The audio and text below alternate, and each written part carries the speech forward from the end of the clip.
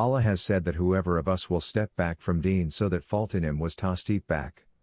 The ayat could have been that Allah will keep them in responsibility who withstand with deen and don't step back from it, but this is not present in ayat. See, you have a worker who is lazy.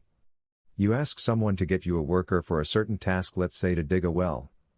Now that person is an expert in digging of well but is ill, so you would say that you don't want him but want someone else who is not ill, then the things will go smooth.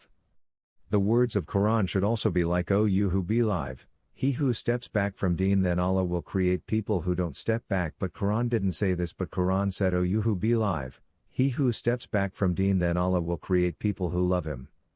Those who stepped back had a fault in them, which was the lack of love, and now those who will come won't lack any of it.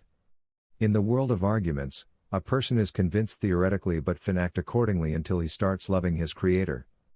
You can convince anyone through arguments, but to get the opportunity to act accordingly, it is not enough to be convinced.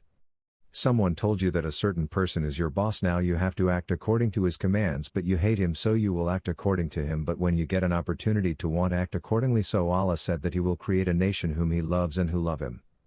Then a sign about them is told, that when they will love Allah and Allah will love them, a characteristic of their actions is highlighted. They would have one thing in common apart from love, as when there is love it wouldn't be in heart only, but one effect of it is seen, which will be that they won't bother what others say to them in regard of Allah's commands. A person who reaches to this level that he doesn't care about anyone when it is about Allah, so how can he step back from deen?